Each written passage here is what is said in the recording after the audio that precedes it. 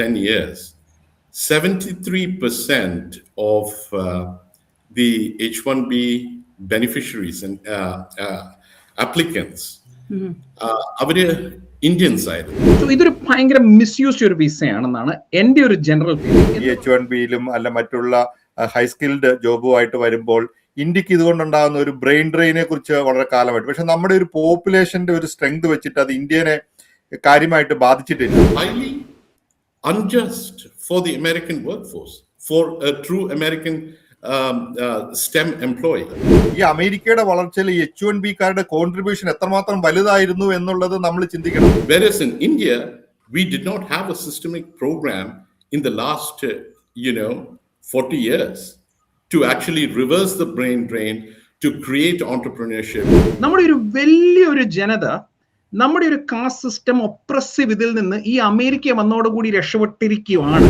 നമ്മുടെ ഒരു ഇന്റലിജൻസും ഇവിടെ കിട്ടിയ ഓപ്പർച്യൂണിറ്റിയും കൂടെ രണ്ടും കൂടെ കമ്പൈൻ ചെയ്തപ്പോൾ നമ്മൾ കൂടുതൽ സക്സസ് ആയി. സത്യ നടയിലെയും സുന്ദർ പിച്ചായും ഇന്ത്യയെ കടന്നിരുന്നേ അവർ ഈ ജന്മം CEOs ആകത്തില്ല, കാരണം അവർ അംബാനിയുടെ മക്കളല്ല. ഇപ്പൊ അതൊരു ബ്രെയിൻ ഡ്രെയിൻ ഫ്രം USA എന്നുള്ള ഒരു സ്റ്റൈലിലേക്ക് പോകുന്നുണ്ടോ ഇത്?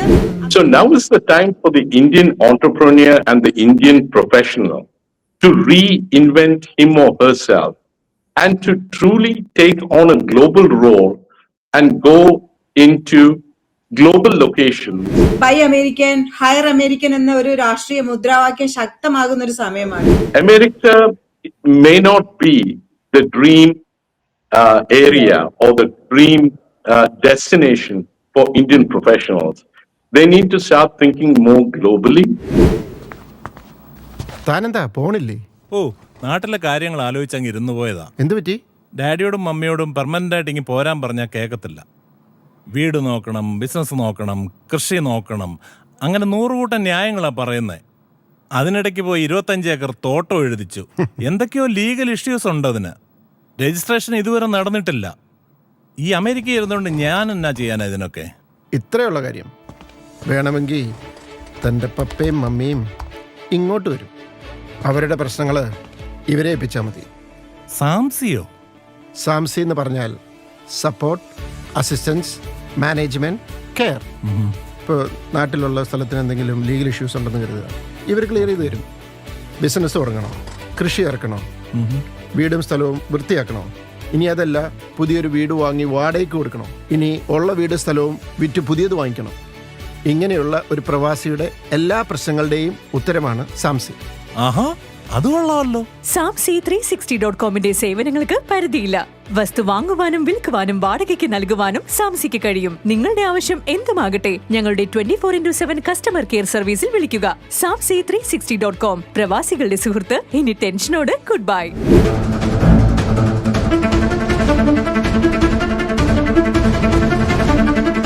വോക്കി ടോക്കിയുടെ മറ്റൊരു എപ്പിസോഡിലേക്ക് എല്ലാവർക്കും സ്വാഗതം. അമേരിക്കൻ സ്വപ്നങ്ങൾ നെയ്ത് കടൽ കടക്കുന്ന ലക്ഷക്കണക്കിന് ഇന്ത്യൻ പ്രൊഫഷണലുകളുടെയും അവരുടെ കുടുംബങ്ങളുടെയും ജീവനാഡിയാണ് H-1B വിസ എന്നത്. എന്നാൽ മാറുന്ന ആഗോള തീരുമാനങ്ങൾക്കിടയിലും H-1B വിസയുമായി ബന്ധപ്പെട്ട അനിശ്ചിതത്വങ്ങൾ വലിയ ചർച്ചയാവുകയാണ്. വിസ നിയന്ത്രണങ്ങൾ, ലോട്ടറി സംവിധാനത്തിലെ മാറ്റങ്ങൾ, തൊഴിൽ വിപണിയിലെ പ്രതിസന്ധികൾ എന്നിവ പ്രവാസികളെ എങ്ങനെയെല്ലാം ബാധിക്കുന്നു? ഈ സുപ്രധാന വിഷയത്തെക്കുറിച്ച് സംസാരിക്കാൻ ഇന്ന് ഗ്ലോബൽ റിപ്പോർട്ടർ ചാനലിന്റെ വോക്കി ടോക്കിയുടെ ഈ പ്രത്യേക സംവാദത്തിൽ അമേരിക്കൻ പ്രവാസി സമൂഹത്തിലെയും നിയമരംഗത്തിലെയും വിദഗ്ധരാണ് പങ്കെടുക്കുന്നത്.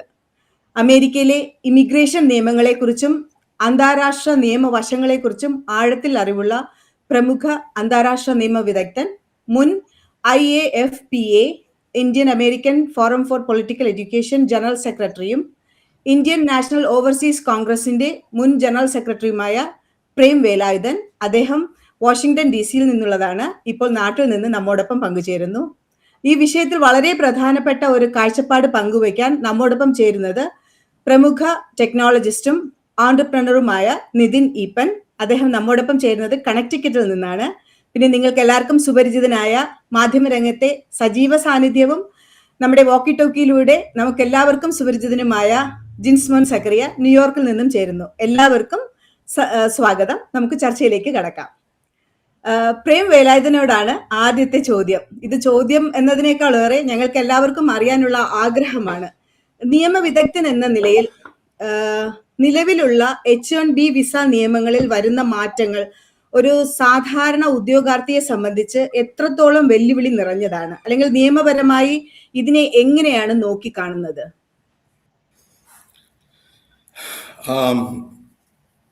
ഈ റെസ്ട്രിക്ഷൻസ് വരുന്നതിന് മുമ്പേ, പുതിയ പ്രൊക്ലമേഷൻ വരുന്നതിന് മുമ്പേ H1B അത്ര കോംപ്ലിക്കേറ്റഡ് ആയിട്ടുള്ള ഒരു അഫയർ ആയിരുന്നില്ല.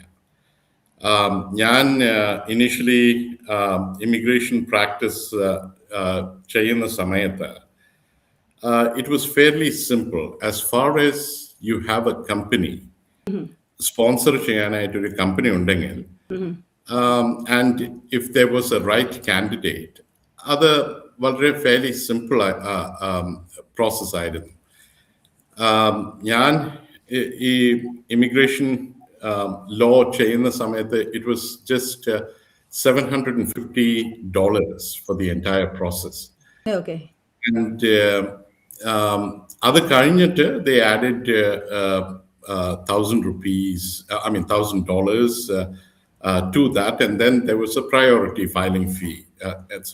It was very easy. ഈ .com ബൂമിന്റെ സമയത്ത്, particularly Y2Kയുടെ സമയത്ത് ആയിരുന്നു ഈ H1Bയുടെ ആവശ്യം വളരെയധികം ഉണ്ടായിരുന്നത്.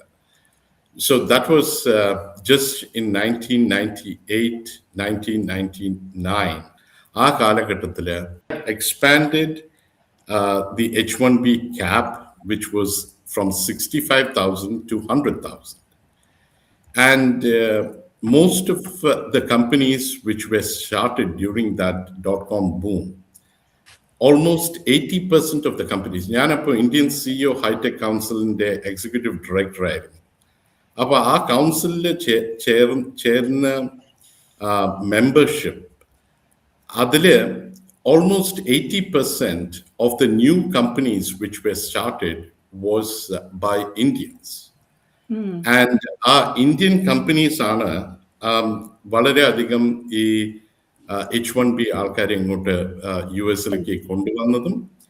And that actually resulted in a huge economic boom in Silicon Valley, in Washington, DC, Northern Virginia suburbs, and which actually directly impacted in Ashburn becoming, Loudoun County becoming the most richest county in America, because the entire population there of neo-rich technologists are from the Indian community.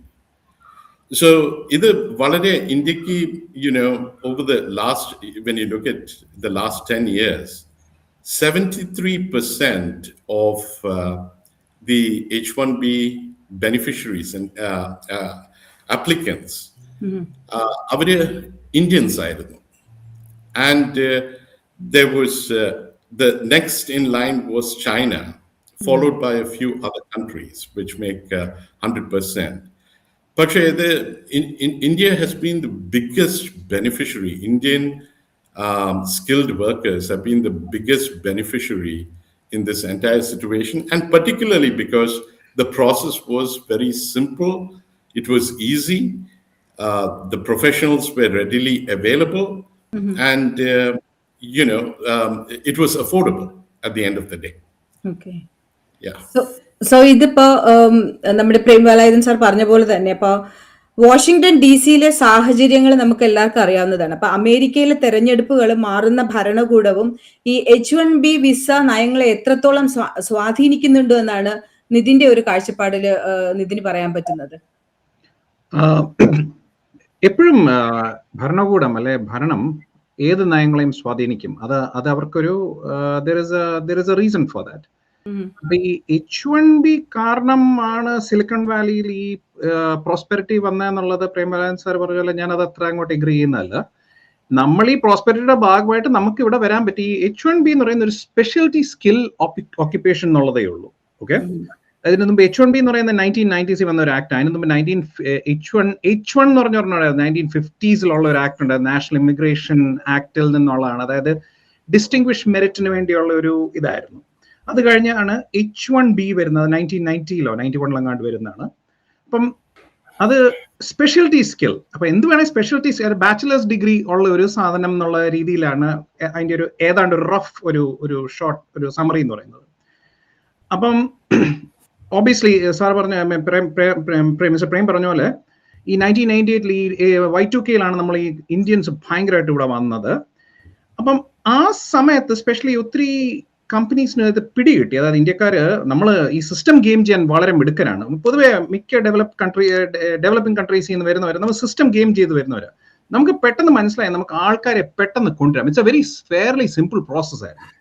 അപ്പൊ ഈ ആൾക്കാരെ കൊണ്ടുവരാന്ന് വെച്ചാൽ ഷോർട്ടേജിന്റെ പേരിലാണ് ഇതിന്റെ ഒരു intent എന്ന് പറയുന്നത്. നമുക്ക് ഇവിടെ എഞ്ചിനീയേഴ്സിന്റെ ഷോർട്ടേജ് ഉണ്ട്. അപ്പൊ എഞ്ചിനീയേഴ്സിനെ കൊണ്ടുവരാം. ഇതൊരു ടെമ്പററി വിസ ആയിരുന്നെന്നായിരുന്നു ഒറിജിനൽ ഇന്റന്റ്. ടെമ്പററി ആയിട്ട് വന്നു, ആൾക്കാർ പണി ചെയ്തു, ട്രാൻസ്ഫർ ചെയ്തു, പോകുന്നു. പക്ഷേ നമുക്കിവിടെ വന്നപ്പോൾ മനസ്സിലായെന്ന് വെച്ചാൽ ഇവിടെ ആൾക്കാരെ കൊണ്ടുവരാം, അവരെ ചീപ്പായിട്ട് പണിയെടുപ്പിക്കാം. റിയലിസ്റ്റിക്കലി നമുക്ക് ഈ ജോലി കിട്ടിയേക്കുന്ന ചീപ്നെസ് കാരണമാണ്. ഇപ്പൊ 80,000 H1B ഉള്ളപ്പം ശരിയാണ്, കുറച്ച് H1Bs വളരെ അവർ ഇവിടെയുള്ള വെള്ളക്കാരെക്കാട്ടിലും അല്ലെ അമേരിക്കൻ ലോക്കൽ ആളിനെക്കാട്ടിലും കൂടുതൽ പേ ചെയ്താ കൊണ്ടിരുന്നത്. ബട്ട് മെജോറിറ്റി നമുക്ക് പണി കിട്ടിയെന്ന് വെച്ച് കഴിഞ്ഞാൽ we were willing to charge lesser. That's one. Two, ഇതിനകത്ത് കുറെ റെസ്ട്രിക്ഷൻസ് ഉണ്ട് ഈ H1Bയിൽ ഇരിക്കുമ്പം. അതായത് ഈ നമ്മൾ അവിടെ ഇരിക്കുമ്പം നമുക്കിത് 3 കൊല്ലത്തേക്കുള്ളൂ, അല്ലെ മാക്സിമം 6 years. അത് കഴിഞ്ഞ് അവർ ഗ്രീൻ കാർഡിന് അപ്ലൈ ചെയ്യണം. അപ്പൊ ആ സമയത്ത് നമുക്കൊരു ഒരു റേസ് ഒക്കെ ചോദിക്കാൻ പാടായിരിക്കും. അത് റീസൺ എന്ന് വെച്ചാൽ അത് ചോദിച്ചു കഴിഞ്ഞാൽ ഇവൻ നമ്മളെ ജോലിയിൽ നിന്ന് തെറിപ്പിക്കുമോ എന്നുള്ളൊരു പേടി. അപ്പൊ നമ്മൾ എക്സ്ട്രാ വർക്ക് ചെയ്യാൻ തയ്യാറായിരിക്കും. ഇപ്പം പൊതുവെ ഇവിടെ ഉള്ള ഒരാൾ, അതായത് എന്റെ തന്നെ വ്യത്യാസം പറയാം, ഞാൻ H1Bയിലായിരുന്നപ്പോൾ ഞാൻ എത്ര മണി വരെ പണിയാൻ തയ്യാറായിരുന്നു. ഗ്രീൻ കാർഡും സിറ്റിസൺഷിപ്പ് കിട്ടി കഴിഞ്ഞപ്പോൾ ഞാൻ 4 മണിയാകുമ്പോൾ എന്റെ പൊടിയും തട്ടി ഞാൻ വീട്ടിൽ പോകും. സോ ആ ഒരു ഡിഫറൻസ്. അപ്പം ഒത്തിരി പേരും അതിലിരിക്കുമ്പം ദേ ആർ അണ്ടർ സ്ട്രെസ് ആണ്. അതായത് ചോദിക്കാനൊരു മടി. അപ്പൊ ഇന്ത്യൻ മാനേജേഴ്സ് പലപ്പോഴും ഇത് മിസ്യൂസ് ചെയ്യപ്പെടുന്ന ഒരു ഇതിലേക്ക് വന്ന്, അതായത് ഇന്ത്യക്കാരെ ഹയർ ചെയ്യും. എന്തുകൊണ്ടാണ്? അവൻ ഇത് ചോദിക്കത്തില്ല, അവൻ രാത്രി വരെ ഇരുന്ന് പണിതോളും, ചോദിച്ചു കഴിഞ്ഞാൽ അവന്റെ പണി തെറിപ്പിക്കും. കാരണം ഈ H1B ഉള്ളപ്പോൾ നമുക്ക് ഇത്ര ടൈം ഉള്ള 60 ദിവസം ഏതാണ്ട് ടൈം ഉണ്ട് നമുക്ക് പുതിയൊരു ജോലി കണ്ടുപിടിക്കാൻ. മാർക്കറ്റ്സ് നല്ല ഉള്ളപ്പം എക്കോണമി ബൂം ചെയ്യുമ്പോൾ അത് എളുപ്പമാണ്. പക്ഷെ ഒരു ലള്ളില് അത് ഭയങ്കര പാടാണ്. അപ്പൊ ഈ 60 ദിവസം കിട്ടിയില്ലേ നമ്മൾ തിരിച്ച് നാട്ടിലേക്ക് പോകണം. We have to figure out something. എങ്ങനെയും ഒരു ഗോച്ചയിലൊക്കെ ഇവിടെ നിൽക്കാൻ നോക്കേണ്ടി വരും. കാരണം നമുക്ക് ഇവിടെ ഒരു ഫാമിലി ഉണ്ട്, നമ്മുടെ പിള്ളേർ വളരുവാണ്. സോ ഇതൊരു ഭയങ്കര മിസ്യൂസ്ഡ് ഒരു വിസയാണെന്നാണ് എന്റെ ഒരു ജനറൽ തിയറി. എന്ന് പറഞ്ഞുകൊണ്ട് ഇത് എന്റെ ഇന്റന്റ് മിസ്യൂസിന് വേണ്ടിയല്ല, പക്ഷെ നമ്മളിത് മിസ്യൂസ് ചെയ്തിട്ടുണ്ട് ഭയങ്കരമായിട്ട്. അതായത് ഞാനിവിടെ ഒരു ചെറിയ കടയിലുള്ള കുക്ക് പോലും H1Bയിൽ ഇരിക്കുന്ന കണ്ടിട്ടുണ്ട്. ഒരു ഇന്ത്യൻ റെസ്റ്റോറന്റ്, എന്താണ് ഈ ഇന്ത്യൻ റെസ്റ്റോറന്റിനകത്തെ കുക്ക് H1B, അവൻ H1B അപ്രൂവൽ കിട്ടിയിട്ടുണ്ട്. I don't know what kind of, ശരിയാ നമുക്ക് സ്പെഷ്യാലിറ്റി ഇന്ത്യൻ കുക്കിങ്ങിന് അത്ര സ്പെഷ്യാലിറ്റി ഉണ്ടെന്ന് പറയാൻ മാത്രം എനിക്കത് വിശ്വസിക്കാൻ മേലത്. സോ അങ്ങനെ പലയിടത്ത് എലിമെന്ററി സ്കൂൾ ടീച്ചേഴ്സിന് H1B കിട്ടിയിട്ടുണ്ട് ഇവിടെ. അങ്ങനെ പല ജോബ്സിനകത്തും ഈ H1B കൊടുത്തേക്കുന്ന. അപ്പം അതിന്റെ ഒരു പോയിന്റ് എന്ന് പറയുന്നത്, ഒരു ലോക്കൽ ആളിന്റെ പണി, ഇപ്പം ഇൻഫോസിസിലെ TCS പോലത്തെ കമ്പനീസ് 5,000-10,000 പേരെ വെച്ചാണ് ഇത് ചെയ്തുകൊണ്ടിരുന്നത്. ലോക്കൽ ആൾക്കാരുടെ പണി എടുത്തിട്ട് അവനെ തെറിപ്പിക്കുക, എന്നിട്ട് ഇവന്റെ ആൾക്കാരെ ചീപ്പർ റേറ്റ് ഹയർ ചെയ്ത് അവൻ വർക്ക് പിടിക്കുന്നു. That is fine. അത് ഒരു ക്യാപിറ്റലിസം അല്ലെ തിയറി ഓഫ് ക്യാപിറ്റൽ എന്ന് പറയുന്ന capital will flow to the lower paying point, അതൊക്കെ ശരിയാണ്. പക്ഷെ അതിനകത്ത് ഒരു പ്രോബ്ലം എന്ന് പറയുന്നത്, ഇപ്പൊ ഒരു കമ്പനി, ഇവിടുത്തെ ഒരു company, let's say take company X products മുഴുവൻ US-ൽ വിൽക്കുവാണ്. അമേരിക്കക്കാര് ലോക്കൽ സിറ്റിസൺസ് പേ ചെയ്യുന്ന ഒരു കമ്പനി, അവൻ തീരുമാനിക്കാതെ ഞാൻ ഇന്ത്യയിൽ നിന്ന് ചീപ്പായിട്ട് ആൾക്കാരെ ഹയർ ചെയ്യാം. ഓക്കെ, ഇന്ത്യയിൽ തന്നെ പേ ചെയ്യാം, ഇറ്റ്സ് ഓക്കെ, അത് ചെയ്യാം. അപ്പൊ നാട്ടുകാരെയും ഇത് അറിയിക്കണം, ഇങ്ങനെയാണ് ഈ കമ്പനി ചെയ്യുന്നത്. Maybe we should boycott the products. കാരണം നമ്മുടെ നാട്ടിൽ ഇവിടുന്ന് പൈസ എടുത്തിട്ട് അത് ചെയ്യുമ്പം it is okay to an extent. But if everybody is losing their jobs because of this. അത് ചെയ്യുന്നതിന്റെ കുഴപ്പമില്ല, പ്രൊവൈഡഡ് എല്ലാം ഒരു ഫെയർ പ്ലേയിങ് ഫീൽഡ് ആണ്. ഇതിനകത്ത് ഇവിടെ പ്രോബ്ലം എന്ന് വെച്ചാൽ ഒരു ഫെയർ പ്ലേയിങ് ഫീൽഡ് അല്ല പലപ്പോഴും. സോ H1B അതൊരു ഭയങ്കര മിസ്യൂസ് നടന്നിട്ടുണ്ട്. H1B ഒരു സ്കാം ആണോ എന്ന് ചോദിച്ചാൽ ഒരിക്കലും അല്ല, അതൊരു സ്കാം അല്ല, ഒരു നിയമമാണ്. പക്ഷെ ഇങ്ങനത്തെ നിയമങ്ങൾ നമ്മൾ 73% നമ്മൾ ഇത് കിട്ടുക എന്ന് പറയുന്നത്, I can't believe that 73% of the skilled labor ലോകത്തെ എല്ലാവരുടെയും തലയും കൂടെ എടുത്ത ഇന്ത്യക്കാരാണ് 73% ബെറ്റർ. എനിക്ക് വിശ്വസിക്കാൻ പോലും പറ്റത്തില്ല.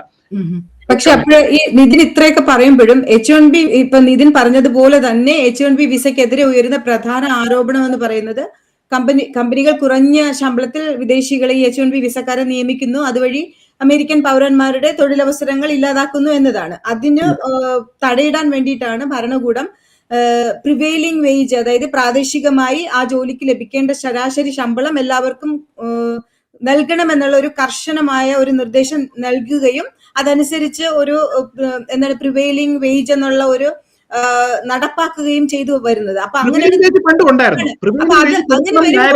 അങ്ങനെ വരുമ്പോൾ നിയന്ത്രണങ്ങൾ കൂടുമ്പോൾ കമ്പനികൾക്ക് വിദേശികളെ നിയമിക്കുന്നത്, അതായത് ഈ ഇതുപോലെയുള്ള ടാലന്റഡ് ആയിട്ടുള്ള പിന്നെ എന്താ പറയാ പിന്നെ ഫോറിൻ ടാലന്റുകളെ നിയമിക്കുന്നത് ചെലവേറിയതാകുന്നു. അപ്പൊ ഇത് പിന്നെ ലോക്കൽ ആയിട്ടുള്ള പിന്നെ ടാലന്റുകൾക്ക് ഗുണകരമാകുമെന്നാണ് ഒരു വിഭാഗം വാദിക്കുന്നത്.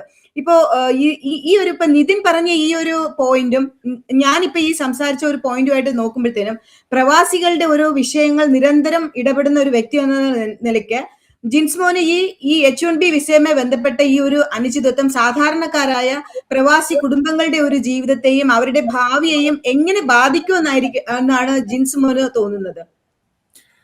ഈ H1B വിസ എന്ന് പറയുന്നത് അത് ഇന്റന്റ് ചെയ്യുന്നത് ഹൈസ്കിൽഡ് ആൾക്കാരെ ഹയർ ചെയ്യാൻ വേണ്ടി കോൺസ്റ്റിറ്റ്യൂട്ട് ചെയ്ത ഒരു ലോയാന്ന് തോന്നുന്നു. അത് ആ രീതിയിലാണ്. ഇപ്പം പ്രേമൊക്കെ കുറച്ചുകൂടെ കൃത്യമായിട്ട് പറയാം. നമുക്കിത് കൃത്യമായിട്ട് പറയാം. ഈ ട്രംപ് അഡ്മിനിസ്ട്രേഷൻ ഒരു പ്ലാൻ അനുസരിച്ച് അവരുടെ ഇപ്പം എന്തുകൊണ്ടാണ് H1B വിസയ്ക്ക് ഒരു റെസ്ട്രിക്ഷൻ ഏർപ്പെടുത്തുക എന്ന് പറയുന്നത്, ഇപ്പം പ്രേം പറഞ്ഞ പോലെ, നിതിൻ പറഞ്ഞ പോലെ 71 to 73%, അതായത് മൊത്തം ഏതാണ്ട് 4 ലക്ഷത്തിനടുത്ത് വിസ ഇഷ്യൂ ചെയ്തതിൽ ഏതാണ്ട് 300 അടുത്തുള്ള വിസയും ഇന്ത്യക്കാർക്കാണ് കിട്ടിയേക്കണത്. അപ്പം നിതിൻ അതിനകത്തൊരു സംശയം പറഞ്ഞു, ഇന്ത്യക്കാർ അത്ര ഒരു ഹൈലി സ്കിൽഡ് ആണോ? H1, B1, B2, B3 എന്ന് പറഞ്ഞ് പല കാറ്റഗറിയിലും ഇപ്പൊ J1 വിസയ്ക്ക് പകരമായിട്ട് EB2 വിസയ്ക്ക് പകരമായിട്ട് ഒക്കെ ഈ H1B വിസ യൂസ് ചെയ്യുന്നുണ്ട്. ഇപ്പൊ എനിക്ക് തോന്നുന്നു മെഡിക്കൽ ഫീൽഡ്, മെഡിക്കൽ പ്രൊഫഷൻ, ഇപ്പൊ ഡോക്ടേഴ്സ് തൊട്ട് കുറെ ആൾക്കാരുണ്ട്. ഇപ്പൊ നഴ്സസിനെ H1Bയിൽ കൊണ്ടുവരുന്നുണ്ടെന്ന് തോന്നുന്നു. ഇപ്പൊ നമ്മൾ ഇതിൻ്റെ അകത്ത് പറയണതെന്ന് വെച്ച് കഴിഞ്ഞാൽ ഈ H1B വിസയുടെ ഇപ്പം ഇന്ത്യയുമായിട്ട് ഇത്രയും വ്യാപകമായ അടുത്ത ഒരു റിലേഷൻ ഇന്ത്യ അമേരിക്ക ഉണ്ടായിരുന്ന ആ ഒരു കാലഘട്ടം മാറിയിട്ട് ഇന്ത്യനെ ടാർഗറ്റ് ചെയ്തിട്ട് ഈ ട്രംപ് അഡ്മിനിസ്ട്രേഷൻ അത് മേക്ക് അമേരിക്ക ഗ്രേറ്റ് അഗൈൻ എന്ന് പറയുന്ന പോലെ ട്രംപ് അഡ്മിനിസ്ട്രേഷന്റെ ഒരു പോളിസി നടപ്പിലാക്കുന്നതിലായിട്ട് അമേരിക്കൻ സിറ്റിസന് ബെനിഫിറ്റ് ആകുന്ന രീതിയിൽ ഇത് ഫ്രെയിംവർക്ക് ചെയ്തു എന്നാണല്ലോ ഗവൺമെന്റ് അവകാശപ്പെടുന്നത്. അപ്പൊ ഇത്രയും ആൾക്കാര് ഈ പറയുന്ന പോലെ നമ്മൾ ഒരു കാര്യം ഇതിനകത്ത് കൃത്യമായിട്ട് ആലോചിക്കേണ്ട ഒരു കാര്യമുണ്ട്. നമ്മുടെ ഈ IIT-ന്നും IIM-ലും ഒരു വിദ്യാർത്ഥി പഠിച്ചിറങ്ങി വരണമെങ്കിൽ, അല്ലെങ്കിൽ ഇപ്പൊ ഇന്ത്യയിലെ ഒരു മെഡിക്കൽ കോളേജിൽ നിന്ന്, ഗവൺമെന്റ് മെഡിക്കൽ കോളേജിൽ നിന്ന് ഒരു ഡോക്ടർ പഠിച്ചിറങ്ങി വരണമെങ്കിൽ എത്ര ലക്ഷം രൂപ കൊടുത്തിട്ട് അവര് അത് പബ്ലിക് ഫണ്ട്, നമ്മുടെ പബ്ലിക്കിന്റെ ടാക്സ് കൊണ്ടാണ് അവർ പഠിച്ചിറങ്ങി വരുന്നത്. ആ ബ്രെയിൻ എല്ലാം അമേരിക്കയിലേക്ക് കുടിയേറുന്ന ഒരു കാലങ്ങളായിട്ട്, ഇപ്പം 1960-കളിൽ അമേരിക്കയിലേക്ക് പഠിക്കാൻ വന്ന വലിയ ഒരു നല്ല ഒരു സ്കില്ലായിട്ടുണ്ടായിരുന്ന അല്ലെങ്കിൽ കേപ്പബിൾ ആയിട്ടുണ്ടായിരുന്ന ആൾക്കാരാണ് ഇന്ത്യൻസ് ഇവിടെ വളരെ എസ്റ്റാബ്ലിഷ് ചെയ്തിട്ടുള്ള ഇന്ത്യക്കാർ. അതിനുശേഷം ഇപ്പൊ ഈ പറഞ്ഞ പോലെ Y2Kയുടെ കാലഘട്ടത്തോ ഈ H1Bയിലും അല്ല മറ്റുള്ള ഹൈസ്കിൽഡ് ജോബുമായിട്ട് വരുമ്പോൾ ഇന്ത്യക്ക് ഇതുകൊണ്ടുണ്ടാകുന്ന ഒരു ബ്രെയിൻ ഡ്രെയിനെ കുറിച്ച് വളരെ കാലമായിട്ട്, പക്ഷെ നമ്മുടെ ഒരു പോപ്പുലേഷന്റെ ഒരു സ്ട്രെങ്ത് വെച്ചിട്ട് അത് ഇന്ത്യനെ കാര്യമായിട്ട് ബാധിച്ചിട്ടില്ല. അല്ലെങ്കിൽ ഒരു രാജ്യത്ത് അതുപോലെ ഇത്രയും വലിയ, ഇന്നിപ്പോ ലോകത്തെ ഏറ്റവും കൂടുതൽ ജനസംഖ്യയുള്ള ഒരു രാജ്യം എന്ന് പറയുന്നത് ഇന്ത്യയാണ്. നമ്മളിത് രണ്ടിനും ഇൻ ബിറ്റ്വീൻ നിന്ന് നമ്മൾ ഇതിന്റെ ഇടയ്ക്ക് നിന്ന് സംസാരിക്കുമ്പോൾ നമ്മളൊരു ഇന്ത്യൻ ആസ്പെക്റ്റിലും നമുക്കൊരു അമേരിക്കൻ ആസ്പെക്റ്റിലും ഇതിനെ കുലങ്കഷമായിട്ട് നമുക്ക് ഇതിനെക്കുറിച്ച് ചിന്തിക്കേണ്ടതാണ്. അപ്പൊ ഈ ബ്രെയിൻ ഡ്രെയിൻ എന്ന് പറയുമ്പോൾ ഇത് ശരിക്കും പറഞ്ഞാൽ കാര്യമായിട്ട് ഇത് അമേരിക്കക്ക് എത്രമാത്രം നേട്ടം ഉണ്ടാക്കും എന്ന് പറഞ്ഞാൽ, അമേരിക്കയുടെ ഈ നേട്ടത്തിന്റെ അകത്ത് ഈ ലോകത്തുനിന്ന് എല്ലായിടത്തും അമേരിക്ക ഹയർ ചെയ്ത് കൊണ്ടുവന്ന ഈ ഹൈ സ്കിൽഡ് ആയിട്ടുള്ള എക്സ്ട്രാ ഓർഡിനറി ബ്രെയിൻസിന്റെ കോൺട്രിബ്യൂഷൻ ഉണ്ട്. അതിനകത്ത് യാതൊരു സംശയവും നമുക്ക് പറയാൻ പറ്റിയില്ല. അവരുടെ കൂടിയാണ് ഈ രാജ്യം ബിൽഡ് ചെയ്തത്. ഈ രാജ്യം, അമേരിക്ക എന്ന് പറഞ്ഞ രാജ്യം ലോകത്ത് ഒന്നാമത് എത്തിയതിന്റെ ഒരു പ്രധാനപ്പെട്ട കാര്യം ഇത്രമാത്രം ഇന്റലക്ച്വൽ ആയിട്ടുള്ള ഹൈ സ്കിൽഡ് ആയിട്ടുള്ള ആൾക്കാരെ ഇന്ത്യയിൽ നിന്ന് മാത്രമല്ല, ഇപ്പൊ H1B എന്ന് പറയുന്ന ഒരു വിസ കാറ്റഗറി മാത്രം വന്നിട്ടുള്ള ആൾക്കാർ ഇന്ത്യയിൽ ഏറ്റവും ടോപ്പ് മോസ്റ്റ് ആയിട്ടുള്ള ആൾക്കാരാണ്. നമ്മൾ പറയാ IIM-ലും IIT-യുടെ ഒക്കെ ഭൂരിപക്ഷം ആൾക്കാർ അവിടുന്ന് പഠിച്ചിറങ്ങിയാൽ ഇപ്പൊ ഒക്കെ കുറച്ച് വ്യത്യാസം വന്നിട്ടുണ്ടെങ്കിലും അവരെല്ലാം നേരെ വരുന്നത് അമേരിക്കയിലേക്കാണ്. അപ്പൊ അവരൊക്കെയാണ് ഇവിടെ വന്നിട്ട് ഇപ്പൊ നമ്മൾ പറയാം ഇവിടുത്തെ എല്ലാം ടോപ്പ് മോസ്റ്റ് കമ്പനികളുടെ തലപ്പത്തിരിക്കുന്ന സിഇഒമാര് CFOമാര് അല്ലെങ്കിൽ ആ ലെവലിലുള്ള ആൾക്കാർ ആ നിലയിലേക്ക്, അതായത് നമ്മുടെ ഇന്ത്യയുടെ ഒരു ഗ്രാമത്തിൽ നിന്ന് എഡ്യൂക്കേഷൻ, അതായത് നമ്മള് 151 ലാംഗ്വേജ് ഉള്ള ആ രാജ്യത്ത് ഒഫീഷ്യലായിട്ട് 18-20 ലാംഗ്വേജ് ഉള്ള ഇന്ത്യയിൽ നിന്നും ആ ഒരു മാതൃഭാഷയിൽ പഠിച്ചു വന്ന ആൾക്കാരാണ് ഇവിടെ ഇത്രയും സക്സസ് റേറ്റിൽ നിൽക്കുന്നത്. അപ്പൊ ട്രംപ് പറയുന്ന ഒരു കാര്യം എന്താണെന്ന് വെച്ച് കഴിഞ്ഞാൽ, ട്രംപ് അഡ്മിനിസ്ട്രേഷൻ പറയുന്നതനുസരിച്ച് ഇവിടെയുള്ള കുട്ടികൾക്ക് ജോലി കിട്ടുന്നില്ല. ഇപ്പൊ ജോലി കിട്ടുക എന്ന് പറഞ്ഞാൽ ഇപ്പൊ മെഡിക്കൽ പ്രൊഫഷന്റെ കാര്യം മാത്രം പറയാം. ഇപ്പൊ എന്തുകൊണ്ട് H1Bയിൽ നഴ്സുമാരെ വരുന്നു? ആ ഒരു പ്രൊഫഷനിൽ ഓവർ ടൈം ചെയ്യാനായിട്ട് അല്ലെങ്കിൽ വീക്കെൻഡ്സ് വർക്ക് ചെയ്യാനായിട്ട് ഇവിടെ വരുന്ന ആൾക്കാർ, ഇപ്പൊ നിതിൻ പറഞ്ഞ പോയിന്റ് കറക്റ്റ് ആയിട്ട് ആ പോയിന്റിന്റെ അകത്തുണ്ട്. ഞാൻ H1B വിസയിലായിരുന്നപ്പോൾ ഞാൻ ആ ടൈം കീപ്പ് ചെയ്യുമായിരുന്നു, വർക്ക് ചെയ്യായിരുന്നു. ഇപ്പൊ നമ്മൾ പല ആൾക്കാരുമായിട്ട് സംസാരിക്കുമ്പോൾ എങ്ങനെയാണ് ഇത് അമേരിക്കയ്ക്ക് ബെനിഫിറ്റ് ആണ് എന്ന് ചോദിക്കുമ്പോൾ പറയുന്ന ചില പോയിന്റുകൾ ഒന്നാണ്, ഇവിടെ നമ്മുടെ കുട്ടികൾക്ക് കിട്ടേണ്ട ജോലികള് ഇപ്പം ഇന്ത്യയിൽ നിന്ന് വന്ന ആൾക്കാർക്ക് ഒരു IT കമ്പനിയിൽ ഒരു പ്രോബ്ലം സോൾവ് ചെയ്യാൻ രാവിലെ കൊടുത്തു കഴിഞ്ഞാൽ അവനത് നോക്കി 1 മണിക്കൂർ കഴിയുമ്പോൾ ഒരു അമേരിക്കൻ പൗരൻ, അമേരിക്കൻ സിറ്റിസൺ നമ്മുടെ കുട്ടികളാണെങ്കിൽ അവർ പറയും ഇതെന്നെ കൂടി ചെയ്യാൻ പറ്റിയാൽ സോൾവ് ചെയ്യാൻ പറ്റുന്ന പ്രശ്നമല്ല. അതുപോലെ ഇപ്പൊ നിതിൻ പറഞ്ഞ പോലെ H1Bയിൽ ഇവിടെ വർക്ക് ചെയ്യുന്ന, അതായത് ഇമിഗ്രേഷൻ പ്രോസസ്സിൽ കൂടെ പോയി ഗ്രീൻ കാർഡ് പോലും കിട്ടിയിട്ടില്ല, അവൻ അപ്പൊ തന്നെ ഇത് ബാംഗ്ലൂരോ അല്ലെ ഹൈദരാബാദിൽ അവന്റെ കൂടെ വർക്ക് ചെയ്യുന്ന ആൾക്കാർക്ക് അത് ഫോർവേഡ് ചെയ്ത് കൊടുക്കുന്നു. അവൻ ആ പ്രശ്നം സോൾവ് ചെയ്ത് തിരിച്ചയക്കുന്നു. അവന് വല്ല നമ്മൾ പറഞ്ഞ പോലെ സൗഹൃദത്തിന്റെ പേരിലോ കമ്പനിയുടെ പേരിലോ അല്ലെ ചെറിയ പേയ്മെന്റോ കൊടുത്ത്. അല്ല, അതിലൊരു തിരുത്തുകൂടെ ഉണ്ട്. H1B വിസക്കാർ എല്ലാവരും ബാംഗ്ലൂരിലും ഹൈദരാബാദിലും ഇന്ത്യയിലേക്ക് അയച്ചല്ല ചെയ്യുന്നത്. ഇവിടെയും ആൾക്കാരുണ്ട്, അവരിവിടെ ഇരുന്ന് ചെയ്യും. ഡിഫറെന്റ് പെർസ്പെക്റ്റീവിൽ ഇപ്പം പല ആൾക്കാർ, ഇപ്പൊ ഞാൻ പറയാം, ഇപ്പൊ എനിക്ക് ട്രംപിനെ അനുകൂലിച്ച് സംസാരിക്കണമെങ്കിൽ അല്ലെ ട്രംപിന്റെ ഈ പോളിസി നമുക്ക് എങ്ങനെ ഗുണകരമാകും, അമേരിക്കക്ക് ഇത് എങ്ങനെ ഗുണകരമാകും എന്ന് പറയണല്ലോ. അപ്പൊ ഞാൻ പറഞ്ഞു വന്ന പോയിന്റ് ഇത്രയേ ഉള്ളൂ.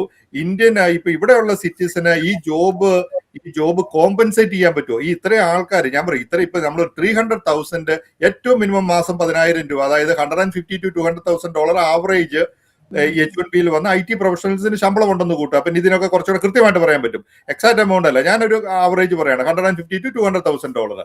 ഇത്രയും ഒരു 300,000 ആൾക്കാർ ഉണ്ടാക്കുന്ന ഇന്ത്യയിലേക്ക് ഉണ്ടാക്കുന്ന റെമിറ്റ്, ഓക്കെ, നമ്മൾ അമേരിക്കയെ സംബന്ധിച്ചിടത്തോളം ഇവിടെ ഈ ഉണ്ടാക്കുന്ന പൈസ എല്ലാവരും തന്നെ നാട്ടിലേക്ക് അയക്കുന്നില്ല. ഇവിടെ നമ്മൾ വീട് മേടിക്കുന്നു, വണ്ടി മേടിക്കുന്നു, ഈവൻ ഗ്രീൻ കാർഡ് കിട്ടുന്നല്ല. ഇത് ഇന്നലെ വരെ ആൾക്കാർ വളരെ H1Bയിൽ വന്ന ആൾക്കാർ തന്നെ വളരെ കോൺഫിഡന്റ് ആയിരുന്നു. അവര് എല്ലാവരും തന്നെ വീട് മേടിച്ചിട്ടുണ്ട്. എല്ലാവരും തന്നെ ആ ഒരു ഇവിടുത്തെ ഒരു സിറ്റിസൺ എങ്ങനെ ജീവിക്കുന്നോ അത്ര കോൺഫിഡന്റ് ആയിട്ടാണ് അവർ ജീവിച്ചുകൊണ്ടിരുന്നത്. അങ്ങനെ അവർ ഇൻവെസ്റ്റ് ചെയ്യുന്നോണ്ട് പറയും. പക്ഷെ ഇവരെല്ലാം കൂടി ഇന്ത്യയിലേക്ക് ചെന്ന് കഴിഞ്ഞാൽ ഇന്ത്യക്കത് ഗുണകരമാവുമോ ഇന്ത്യക്കത് ദോഷകരമാവുമോ എന്ന് കൃത്യമായിട്ട് ചിന്തിക്കേണ്ട ഒരു കാര്യമാണ്. ദോഷകരമാകാനാണ് സാധ്യത. അപ്പൊ ഇതൊരു ശരിക്കും പറഞ്ഞു കഴിഞ്ഞാൽ ഇപ്പോഴത്തെ ഈ ഗവൺമെന്റ് ഇന്ത്യനെ ഒരു സൗഹൃദ രാഷ്ട്രത്തിൽ നിന്ന് മാറ്റി വളരെ ടാർഗറ്റഡ് ആയിട്ട് ഇത് ഒരു പ്രവർത്തനത്തിന്റെ ഭാഗമായിട്ട് വരുന്ന ഒരു കാര്യമാണോ എന്നുകൂടി ചിന്തിക്കേണ്ടിയിരിക്കുന്നു. കാരണം ഇത് ഈ പറഞ്ഞ ഇത്രയും ഹൈസ്കിൽഡ് ആയിട്ടുള്ള ആൾക്കാരെ ഇത് നമ്മൾ പറയാം ഇവിടുത്തെ പിള്ളേർക്ക് ജോലി കൊടുക്കാൻ, ഇത് ശരിക്കും ഒരു കോമ്പിറ്റൻസി എന്ന് പറയുന്ന ഒരു സംവിധാനം ഉണ്ടല്ലോ. അതായത് നമ്മുടെ ലൈഫ് സ്റ്റൈലുമായിട്ട് ബന്ധപ്പെട്ട് വർക്ക് ഫോഴ്സിനെ ക്രിയേറ്റ് ചെയ്യുമ്പോൾ അവരുടെ ലൈഫ് സ്റ്റൈലും കൂടെ അതിന്റെ ഭാഗമായിട്ട് വരുന്നുണ്ട്. അപ്പോൾ അവർക്ക് ഇത് കോമ്പൻസേറ്റ് ചെയ്യാൻ പറ്റും. നമ്മുടെ കുട്ടികൾക്ക് ഇപ്പൊ പറയാം, എനിക്ക് ഇവിടുത്തെ അമേരിക്കൻ സിറ്റിസന് ആ ഈ ഒരു ഹൈ ലെവൽ പൊസിഷനിൽ ജോലി കിട്ടാനുള്ള സാധ്യത ഒക്കെ എത്രമാത്രം കുറവാണ് എനിക്ക് തോന്നുന്നില്ല. അങ്ങനെ അത് കുറവായിട്ട് വരുന്നുണ്ടെന്ന് പറയാൻ പറ്റില്ല. ഇവിടെ അമേരിക്കയിൽ ഇപ്പോൾ ഉള്ള എഞ്ചിനീയേഴ്സിൽ 35% ആൾക്കാർ ഇന്ത്യൻ ഒറിജിനാണ്. ഡോക്ടേഴ്സിൽ എത്ര പെർസെന്റേജ് ഉണ്ട്, അതുപോലെ തന്നെ ഏകദേശം അത്രയും ആൾക്കാർ ഇവിടെ വർക്ക് ചെയ്യുന്നുണ്ട്. ഇതിലൊക്കെ പല ആൾക്കാരും വന്നിരിക്കുന്നത് H1B വിസയിലൊക്കെ തന്നെയാണ്. അപ്പൊ ഇവരെ നമ്മൾ അതുപോലെ റീപ്ലേസ് ചെയ്തിട്ട് ഈ മേക്ക് അമേരിക്ക ഗ്രേറ്റ് അഗൈൻ എന്ന് പറയുന്ന ഒരു അജണ്ട കൊണ്ട് മാത്രമാണെന്ന് വിശ്വസിക്കാൻ നമുക്ക് ബുദ്ധിമുട്ടാണ്. ഇതിനകത്ത് വേറെ പല ഫാക്ടേഴ്സും ഉണ്ട്. ഇത് അമേരിക്കയ്ക്ക് ഒരു നേട്ടമായി തീരാനുള്ള സാധ്യത അത്ര നല്ലതായിട്ടുണ്ടെന്ന് എനിക്ക് തോന്നുന്നില്ല. ഇന്ത്യക്ക് എന്നാണെങ്കിലും ഇത് വളരെ കോട്ടമായിട്ടുള്ള ഒരു പൊസിഷനാണ്. ഇത്രയും ആൾക്കാർ, കാരണം ഇത്രയും ആൾക്കാർ ഒരു പ്രത്യേക സിറ്റുവേഷനിൽ നിൽക്കുകയാണ്, അവരുടെ സ്റ്റാറ്റസ് എയറിൽ നിൽക്കുകയാണ്. ആ സ്റ്റാറ്റസ് പെട്ടെന്നൊന്നും ഇനിയിപ്പോ ഈ ഒരു 2 വർഷമല്ല, ഇപ്പൊ ഇന്ത്യയിൽ നിന്നും ഒരു കോൺസുലേറ്റിലും ഈ H1B റിന്യൂവൽ ഒന്നും അടുത്ത കുറെ കാലത്തേക്ക് തന്നെ അത് സ്റ്റോപ്പ് ചെയ്ത് വെച്ചേക്കുവാണ്. അപ്പൊ ഇവരുടെ ഈ ഒരു വലിയ പ്രശ്നമാണ്. അത് 2 വിധത്തിലാണ്. ഇത് ഇന്ത്യക്ക് വലിയ ബുദ്ധിമുട്ടുണ്ടാക്കുന്ന പോലെ തന്നെ അമേരിക്കയ്ക്കും ഇതൊരു വലിയ ബുദ്ധിമുട്ടുണ്ടാക്കാനുള്ള സാധ്യതയാണ് കാണുന്നത്. അമേരിക്കയുടെ ഒരു കുതിപ്പിന് ഒരു ചെറിയ സ്ലോ മോഷൻ വരും. ഈ ട്രംപ് അഡ്മിനിസ്ട്രേഷൻ അവർക്ക് വേറെ ഏതെങ്കിലും ഒരു അജണ്ടയുടെ ഭാഗമായിട്ട് നടപ്പിലാക്കുന്ന ഒരു കാര്യമായിട്ട് മാത്രമേ ഇതിനെ കാണാൻ പറ്റുള്ളൂ. എഗ്രി ചെയ്യുന്നില്ല കേട്ടോ ജിൻസ്മാനെ. അതായത് ട്രംപ് അഡ്മിനിസ്ട്രേഷൻ നമ്മൾ ഇന്ത്യക്കാരെ ടാർഗറ്റ് റിജക്റ്റ് ചെയ്യുക എന്നുള്ള ഭാഗം ഞാൻ എഗ്രി ചെയ്യുന്നില്ല. ഒന്ന്, അല്ല, ഞാൻ പറഞ്ഞത് H1B എന്ന് പറയുന്നത് 71 to 73% അതായത് ഇന്ത്യ ടാർഗറ്റ് ചെയ്യാൻ വേണ്ടിയാന്ന് പറയുന്നില്ല. അപ്പൊ എന്റെ ചോദ്യം ആ ചോദ്യം കൂടെ നിങ്ങൾ അഡ്രസ് ചെയ്യുക. അപ്പൊ ഞാൻ അഡ്രസ് ചെയ്യുക. ഞാൻ ഒരു കാര്യം പറയുന്നത്, ഈ അമേരിക്കയുടെ വളർച്ചയിൽ H1B-കാരുടെ കോൺട്രിബ്യൂഷൻ എത്രമാത്രം വലുതായിരുന്നു എന്നുള്ളത് നമ്മൾ ചിന്തിക്കണം. അമേരിക്കയ്ക്ക് ആ വർക്ക് ഫോഴ്സ്, ഇതിന്റെ അകത്ത് ഇപ്പൊ നിതിൻ പറഞ്ഞ ആ ഒരു പോയിന്റിൽ എനിക്കൊരു കൺഫ്യൂഷൻ ഉണ്ട്. അതായത് ഓക്കെ, നമ്മൾ ഇവിടെ വരുമ്പോൾ ഇവിടെ കൊടുക്കുന്ന ഒരു പേ സ്കെയില് നമ്മള് നാട്ടില് ഇവിടുത്തെ നമ്മള് ശമ്പളം മാത്രം പ്രതീക്ഷിച്ചിട്ടല്ല ഇവരെ ഹൈ സ്കിൽഡ് കാറ്റഗറി തന്നെയാണല്ലോ H1B എന്ന് പറയുന്നത്. H1B തൊട്ട് B1, B2, B3 എന്ന് പറയുന്നത് ഹൈ സ്കിൽഡ് കാറ്റഗറിയാണ്. ഇപ്പൊ B2 എന്ന് പറഞ്ഞാൽ എനിക്ക് തോന്നുന്നു സിംഗപ്പൂർ തൊട്ട് ഏതാണ്ട് കുറെ രാജ്യങ്ങൾക്ക് സ്പെഷ്യലൈസ് ആയിട്ട് ചെയ്തേക്കണ കാറ്റഗറിയാന്ന് തോന്നുന്നു. അപ്പൊ നമ്മൾ പറഞ്ഞ ബേസിക്കലി നമ്മൾ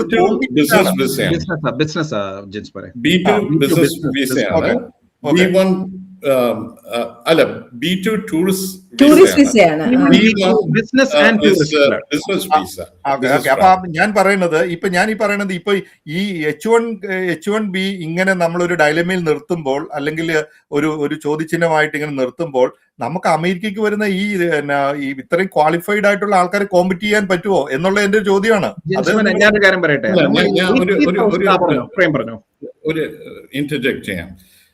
ജിൻസ്മോൻ പറഞ്ഞതില് കുറച്ച് സത്യങ്ങളൊക്കെ ഉണ്ട്. പക്ഷേ ഇത് നമ്മൾ വീക്ഷിക്കേണ്ടത് കുറച്ചുകൂടി ബ്രോഡായിട്ട് വേണം വീക്ഷിക്കാനായിട്ട്. അത് അമേരിക്കയുടെ ഒരു ഗ്രൗണ്ട് റിയാലിറ്റി നിന്ന് വേണം അത് വീക്ഷിക്കാൻ. അല്ലാതെ മൈക്രോകോസമായിട്ട് ഇന്ത്യയിലത്തെ പൗരന്മാർക്ക് എത്രത്തോളം ബുദ്ധിമുട്ടുണ്ടാവും എന്നതിനെ കുറിച്ച് മാത്രം ആലോചിച്ചിട്ട് കാര്യമില്ല. From 2000 to 2019 ആ കാലഘട്ടത്തില് അമേരിക്കൻ സ്റ്റെം വർക്ക് ഫോഴ്സ്, ഇത് US-ത്തെ സിറ്റിസൺ വർക്ക് ഫോഴ്സ്, അത് 1.2 million to around 2.5 million ആയിട്ട് ഇൻക്രീസ് ചെയ്തിട്ടുണ്ട്. It's gone up. സോ ഇവിടെ അമേരിക്കയിൽ കൂടുതൽ ആൾക്കാർ ഇപ്പോൾ സ്പെഷ്യലൈസ്ഡ് ജോബ്സ് ചെയ്യാനായിട്ട്, സ്റ്റെം ബേസ്ഡ് ആയിട്ടുള്ള ജോബ്സ് ചെയ്യാനായിട്ട് അവൈലബിൾ ആണ്. And the work force increase എന്ന് വെച്ച് that has only increased by 44 or to 45%. ഇത് DOL-ന്റെ നമ്പേഴ്സ് ആണ്. ആൻഡ് അതില് foreign workers from H1B have taken is 17 to 18% of the jobs of that 44% has been taken by H1B people. So that is a huge number. Apo you have to also take into consideration H1B കൊടുത്തിരിക്കുന്ന companies, how much have they contributed to hiring American workforce? If you look at the total number in the last 10 years, I mean, not even last 10 years, in the last 5 years, if you look at the real numbers, H1B, 32 to 35,000 H1Bs have been hired by major companies. All these major IT companies have laid off close to 45 to 50,000 American workers. These are ground facts.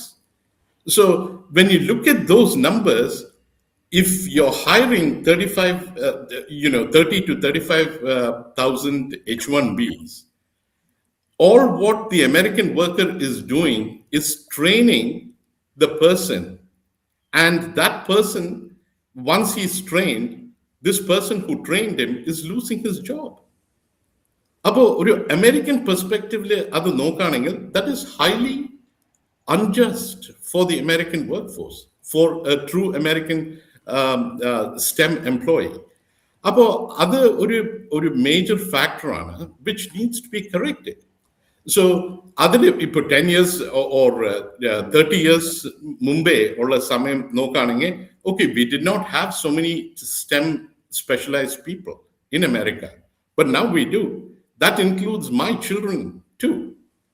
So when my children apply for a job, they don't get a job because there's an H1B person doing that job. That ഞാൻ ഒരു Indian പൗരനായിട്ട് ഞാൻ അല്ല. I'm looking at the ground reality. How much competitive is my daughter or son as an American citizen to compete for that one job? So that is a reality. The other reality is that we are going, from a technology standpoint, we are going through a huge shift from computer programming. Now we are going into AI coding and AI-based applications. So that requires a completely different skill set. Indian specialized workers have not proven their edge over American workforce, STEM workforce, to compete for those new category of jobs in this new technology revolution. So now would be a good time from a government's perspective to actually pause and see how much of qualitative people do we actually need from outside? How much of these new jobs can be outsourced? How much of these new jobs can create employment here in the US? So our factoring nammal chindikkanam.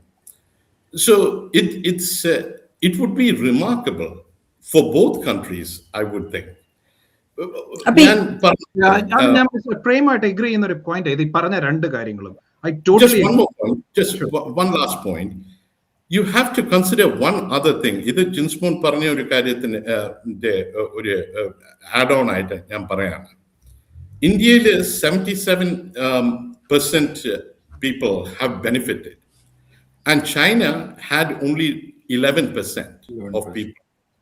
But if you look at what China has actually done, is that it has kept its people, it has provided entrepreneurial support, it has provided massive loans for startup companies, it has a program of creating startups and absorbing whatever the startup produces, the government absorbs it and pays them.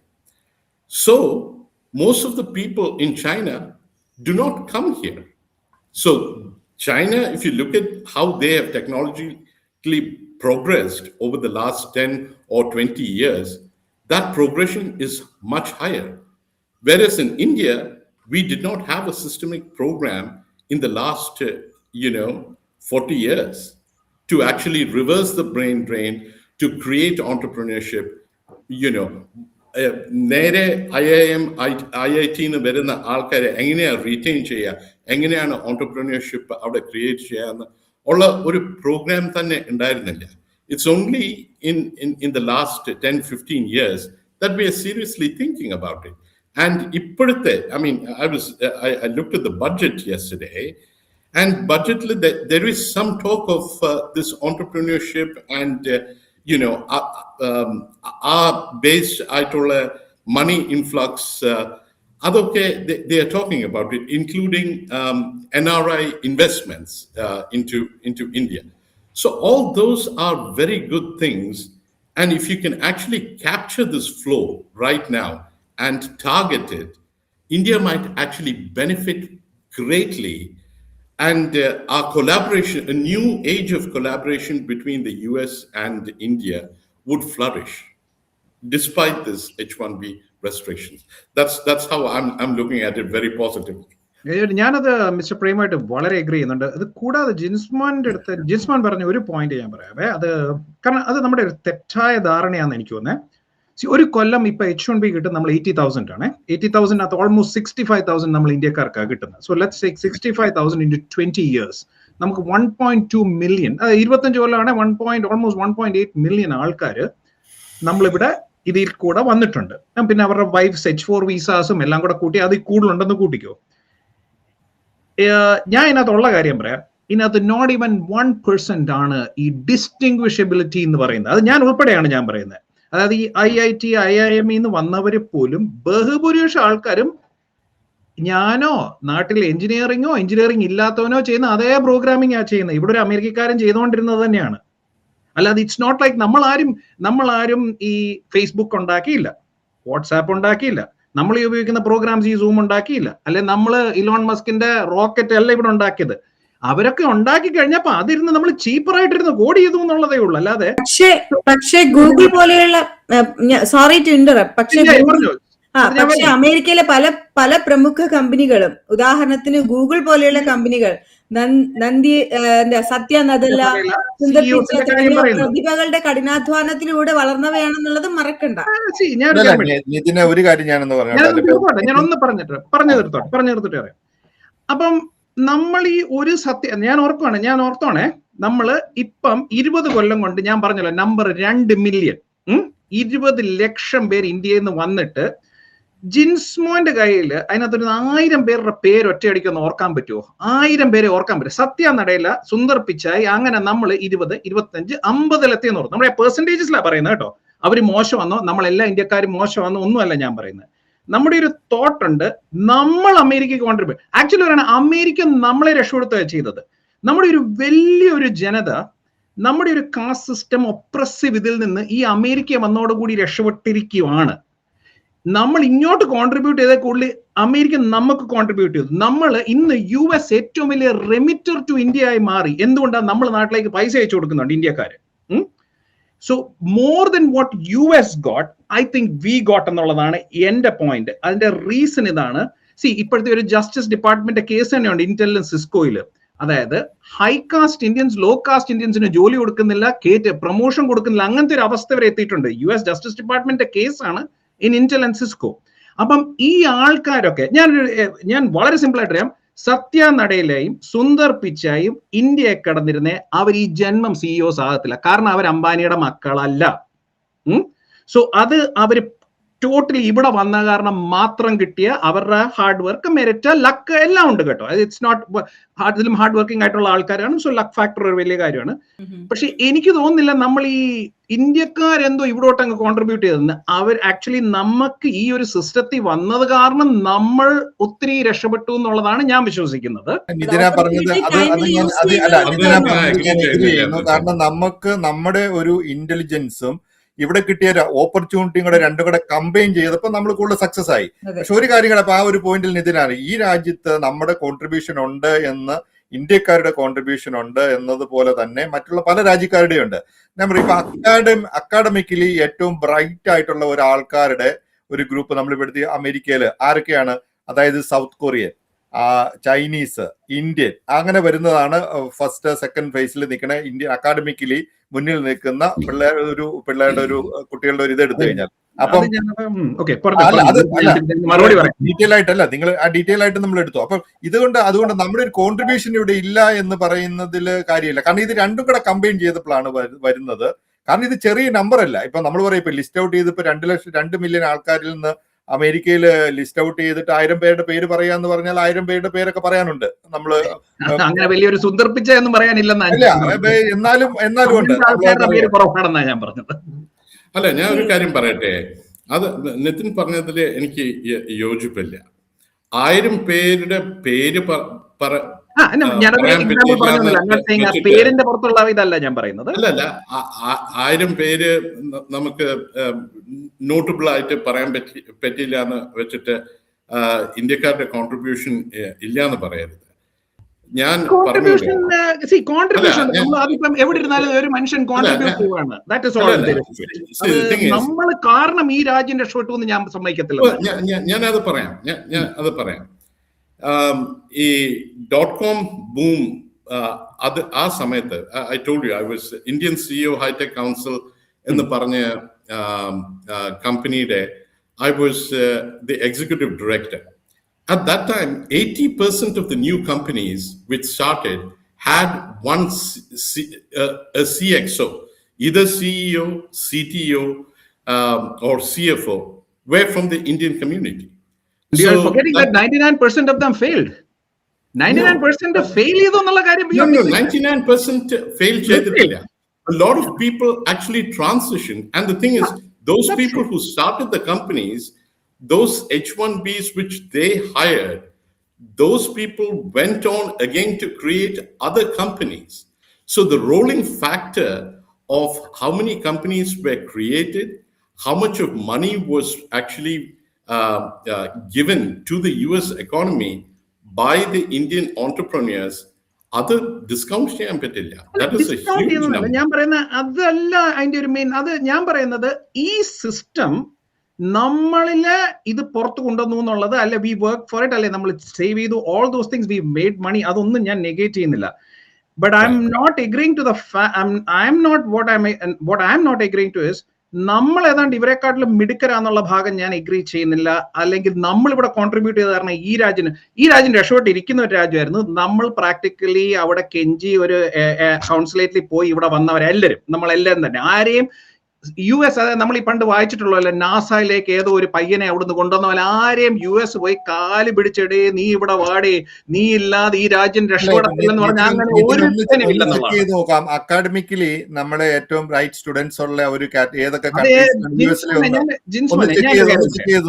നമ്മുടെ വീട്ടുകാര് ഇപ്പം നമ്മൾ ഇതിനു മുമ്പ് ഇന്ന് അമേരിക്കയിൽ ഏതാണ്ട് 28-30% ഉള്ളു ബാച്ചിലേഴ്സ് ഡിഗ്രി ഉള്ളവരുള്ളൂ. 30% ഉള്ളൂ. അതിൽ തന്നെ ബഹുഭൂരിപക്ഷം ഇമിഗ്രൻസ്. കാരണം നമ്മൾ പഠിച്ചു വളർന്ന ഒരു സെറ്റപ്പിൽ പഠിച്ചില്ലേ, ആ കൂടെ കുറച്ച് ജോലികളേ ഉള്ളൂ, നിന്റെ ഡിഗ്രി ഇല്ലേ അത് കിട്ടത്തില്ല എന്നുള്ള ഇതാണ്.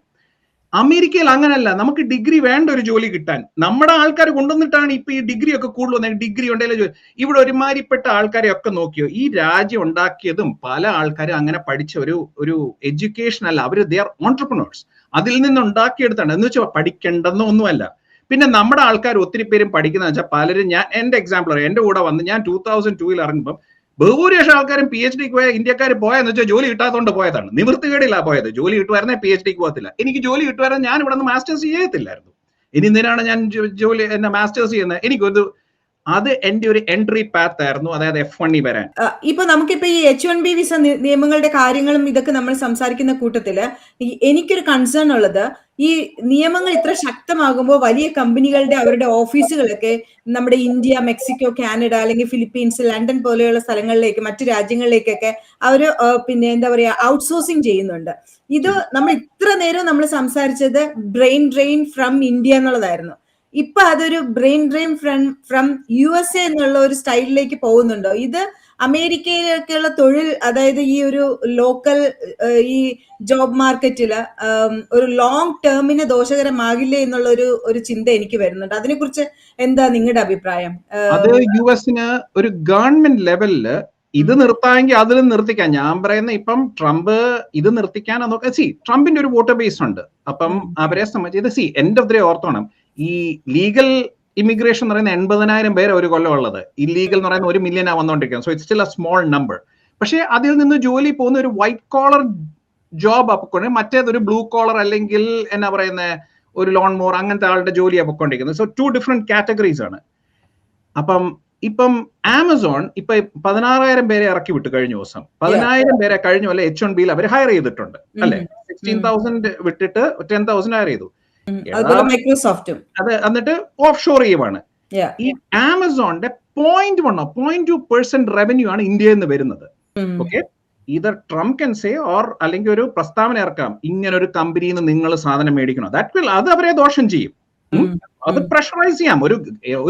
ഒരു ഗവൺമെന്റിന് ആരെ വേണേ പ്രഷറൈസ് ചെയ്യാം. കഴിഞ്ഞ ദിവസം കണ്ടില്ലേ, ഒരു IT റെയ്ഡ് നടന്നപ്പം ഒരു കോൺഫിഡന്റ് റോയ് പോലും സ്വയം വെടിവെച്ചോല്ലോ എന്തെങ്കിലും സംഭവിക്കേണ്ടി വന്നു. ഒരു ഗവൺമെന്റിന്റെ പവർ എന്ന് പറയുന്നത് ഭയങ്കരമാണ് ഇങ്ങനത്തെ കാര്യത്തിൽ. ഈ റാൽഫ് ലോറൻ ഉണ്ടായിരുന്നു, അതായത് അവര് ഒളിമ്പിക്സ് സ്പോൺസർ ചെയ്തപ്പം പെട്ടെന്ന് ആരുടെ ഒരു ന്യൂസ് വന്നു, ഇവര് ചൈനയിൽ ഉണ്ടാക്കുന്ന തുണിയാണ് മെയ്ഡ് ഇൻ അമേരിക്ക എന്ന് പറഞ്ഞ് പെട്ടെന്ന് അവർ മാനുഫാക്ചറിങ് തന്നെ ഒളിമ്പിക്സിന് വേണ്ടി അവർ മാറ്റേണ്ടി വന്നു. അതായത് ആൾക്കാർ ബോയ്ക്കോട്ട് ചെയ്യും. അത് ചെയ്താൽ മതി. ഞാൻ പറയുന്നില്ല ആരെങ്കിലും പിടിച്ച് ജയിലിൽ ഇടണമെന്നൊന്നും പറയുന്നില്ല, അത് അവരുടെ ഇഷ്ടമാണ് എവിടെ ചെയ്യണമെന്ന്. പക്ഷെ അങ്ങനെയാണെങ്കിൽ പബ്ലിക്കും കൂടെ അറിയണം, എടാ ആമസോൺ ഇവിടെ ഉള്ളവന്മാരെ പറഞ്ഞു വിട്ടിട്ട് ഈ ഒരു നക്കാപ്പിച്ച് അവരവിടെ സേവ് ചെയ്യുന്നെങ്കിൽ let us try to boycott it. കാരണം നമ്മുടെ പൈസ വെച്ച് വേണമല്ലോ ഇവൻ ജീവിക്കാൻ. ആമസോൺ എന്ന് പറഞ്ഞ കമ്പനി അതിൽ ഡിപ്പെൻഡ് ചെയ്യുമ്പോൾ why should we support it? ആ രീതിയിൽ നമുക്ക് ഇതിനെ കൈകാര്യം ചെയ്യണമെന്നാണ് ഞാൻ പറയുന്നത്. we should be aware. കാരണം നേരത്തെ പ്രേം പറഞ്ഞ പോലെ നമ്മുടെ മക്കൾ ഇവിടെ ഇരുന്ന് ജോലിക്ക് പോകുമ്പോൾ അവന് ജോലി കിട്ടത്തില്ലെന്നുണ്ടെങ്കിൽ വൈ ആർ വി എഡ്യൂക്കേറ്റിംഗ്? പിന്നെ ഈ എഡ്യൂക്കേഷന്റെ ഒരു പാർട്ട് ഇവിടെ ഉണ്ട്. നമ്മൾ ഈ ഇമിഗ്രൻസ് ആണ്, അതാ ഞാൻ നേരത്തെ പറഞ്ഞുകൊണ്ടിരുന്നത്, നമ്മളാണ് കൂടുതൽ ഈ നമ്മളാണ് ഡിഗ്രിക്ക് വേണ്ടി നമ്മുടെ പിള്ളേരെ പുഷ് ചെയ്യുന്നത്. കാരണം നമ്മുടെ നാടുകളിൽ നമ്മൾ പഠിച്ച, നമ്മളെ ചൈന, ഈസ്റ്റേൺ യൂറോപ്പിൽ നിന്ന് വരുന്നവരാണ് ഭയങ്കരമായിട്ട് പ്രഷർ ചെയ്യുന്ന പിള്ളേരെ. കാരണം നമ്മുടെ നാട്ടിൽ പണ്ട് വളരെ ചുരുക്കം ജോലികളേ ഉള്ളൂ, ഡിഗ്രി ഉള്ളവനെ അത് കൊടുക്കത്തുള്ളൂ. ഇപ്പൊ തന്നെ നിതിൻ പറഞ്ഞ ഒരു പോയിന്റിന് ഞാൻ എടുത്തുകൊണ്ട് ചോദിക്കുകയാണ്. അതായത് ഇപ്പൊ തൊഴിൽ വിപണി ഇപ്പൊ ഇങ്ങനത്തെ ഒരു സിറ്റുവേഷനിൽ നിൽക്കുമ്പോ ബൈ അമേരിക്കൻ, ഹയർ അമേരിക്കൻ എന്ന ഒരു രാഷ്ട്രീയ മുദ്രാവാക്യം ശക്തമാകുന്ന ഒരു സമയമാണ്. ഇത് സ്വാഭാവികമായും പോയിന്റ് ചെയ്യുന്നത് H1B വിസക്കാർക്ക് മേൽ കൂടുതൽ നിയന്ത്രണങ്ങൾ കൊണ്ടുവരാനുള്ള ഒരു കാരണമാകുമെന്നുള്ളതിന് ഒരു സംശയവും ഇല്ല. അപ്പൊ ഇങ്ങനെ വരുമ്പോഴത്തേനും എനിക്ക് പ്രേം വേലായുധനോട് ചോദിക്കാനുള്ള ഒരു കാര്യം എന്ന് പറഞ്ഞു കഴിഞ്ഞാല്, ഈ ഇത്രയും സ്ട്രിക്റ്റ് ആയിട്ടുള്ള കാര്യങ്ങൾ വരുമ്പോൾ നമ്മളുടെ ഈ H1B വിസയിൽ നിൽക്കുന്ന ആൾക്കാർക്ക് അല്ലെങ്കിൽ അവരുടെ ഡിപ്പെൻഡന്റ് ആയിട്ട് വന്നിരിക്കുന്ന ആൾക്കാർക്കും അവരുടെ അടുത്തൊരു പ്രോസസ്സിലേക്ക് വെയിറ്റ് ചെയ്യുന്നവർക്ക് എന്താണ് അവർക്ക് കൊടുക്കാനുള്ള ഒരു അഡ്വൈസ്? അവർ എന്ത് ചെയ്യണമെന്നാണ്? അല്ലെങ്കിൽ അവരുടെ ഒരു പ്രോസസ് വെയിറ്റിംഗിൽ നിൽക്കുന്ന 16 വർഷമായിട്ടൊക്കെ ഗ്രീൻ കാർഡിന് അപ്രൂവൽ കിട്ടിയിട്ട് വെയിറ്റ് ചെയ്യുന്ന ആൾക്കാരുണ്ട്. അപ്പൊ അവരുടെ ഒരു നെക്സ്റ്റ് അവരുടെ ഒരു എന്തായിരിക്കണം അവർ ചെയ്യേണ്ടതെന്നുള്ളതിനെ കുറിച്ചുള്ള ഒരു ഇത് എന്തായിരിക്കും കൊടുക്കാനുള്ളത്? H1Bയില് ഉണ്ടായിട്ട് ഇപ്പൊ ഗ്രീൻ കാർഡിന് വെയിറ്റ് ചെയ്യുന്ന ആൾക്കാര് അവർക്ക് വലിയൊരു അൺസർട്ടനിറ്റി ഉണ്ട്. Even those people who want to renew their H1Bs, അവിടെ ഒരു വലിയൊരു അൺസർട്ടനിറ്റി ഉണ്ട്. But this would be a good time for people to actually look at other options, beneficial options. There are countries like Canada and European countries. If you look at the trade agreements between which were recently signed by India and European Union, Canada, there's a lot of bilateral trade options, manufacturing options, entrepreneurship options, even technology options, AI partnerships. അപ്പോ അവിടെയൊക്കെ growth centres ഇന്ത്യയിലും തുടങ്ങും, പിന്നെ ഈ പറഞ്ഞ കൺട്രീസിലും തുടങ്ങും. So now is the time for the Indian entrepreneur and the Indian professional to reinvent him or herself and to truly take on a global role and go into global locations to help. America may not be the dream area or the dream destination for Indian professionals.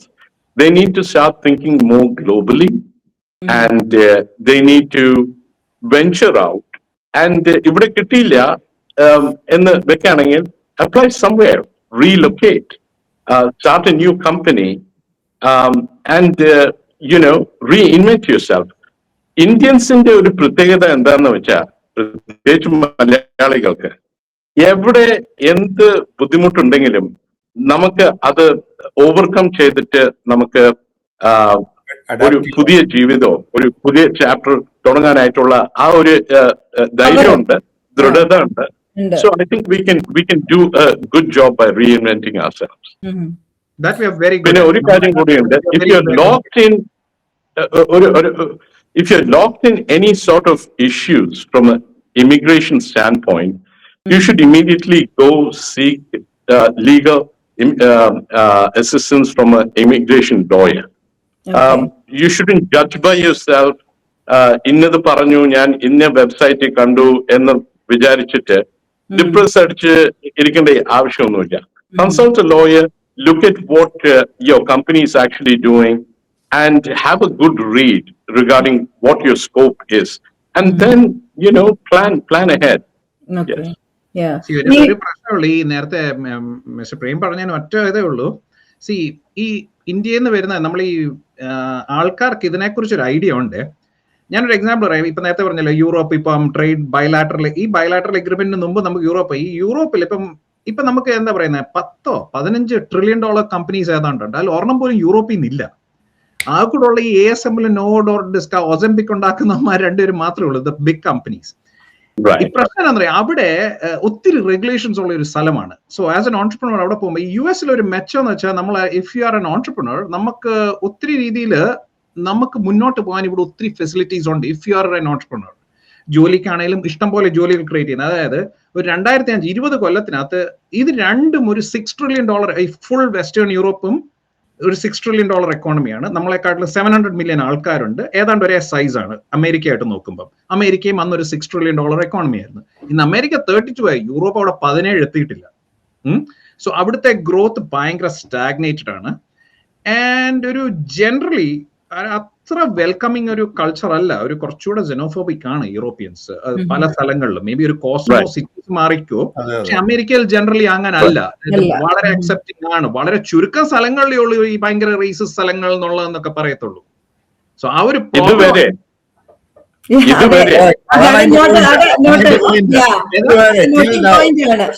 ഒരു അത് change ആകുന്നുണ്ട്. ഇതിന്റെ ഒരു result എവിടെയാണെന്ന് വെച്ചാൽ ഈ result വരുന്നത് ഒരു 5 വർഷം 10 വർഷം കഴിയുമ്പോഴാണ് ഇപ്പോൾ ഉണ്ടാക്കി വെച്ചേക്കണ ഇതിന്റെ ഒരു ഇഷ്യൂ വരുന്നത്. ഞാൻ ഒരു കാര്യം കൂടെ പറഞ്ഞത് നമുക്ക് അവസാനിപ്പിക്കാൻ പറയാം.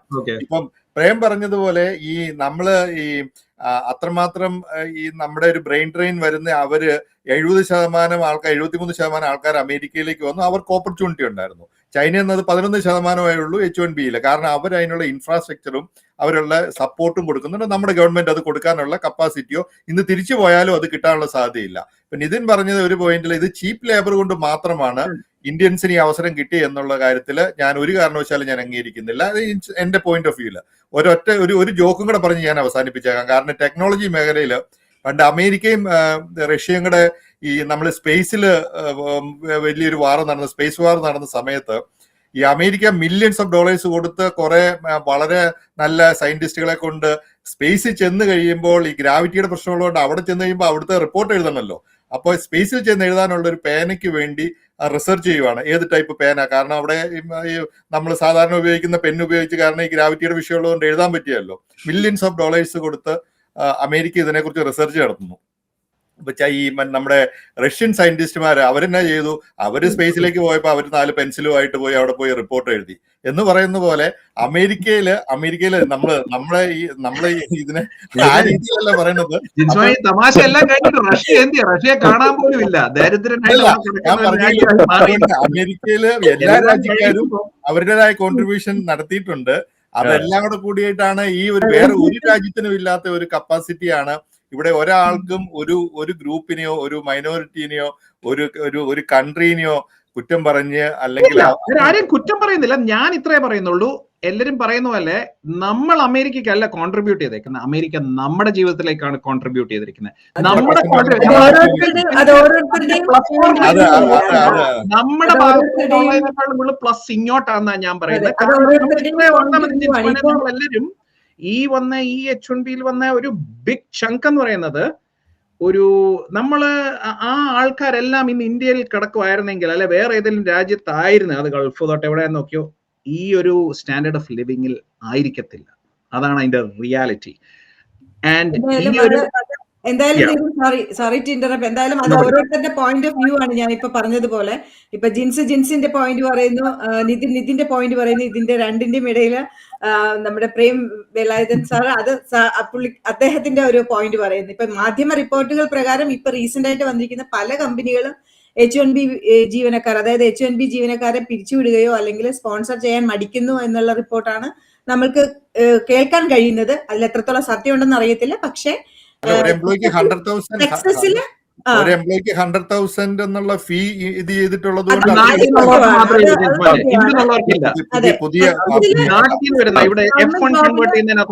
പുതിയ ആൾക്കാർ വരുന്ന, അതാണ് ഞാനും പറഞ്ഞത്. പക്ഷെ അതുകൊണ്ട് അതൊരു വലിയ ചലഞ്ചാണ്. F1-കാരെ കൺവേർട്ട് ചെയ്യുന്നതിനകത്ത് ആ ഫീ ഇല്ല കേട്ടോ.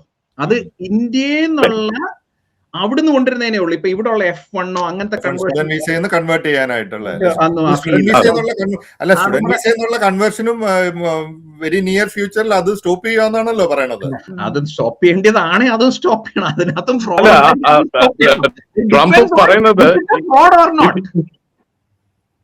അല്ലല്ല, ട്രംപ് അത് ആക്ച്വലി ക്ലാരിഫൈ ചെയ്ത് പറഞ്ഞത്, if you coming here to study in the United States as a international student, you should be given a green card after that എന്നാണ് അദ്ദേഹം പറഞ്ഞിരിക്കുന്നത്.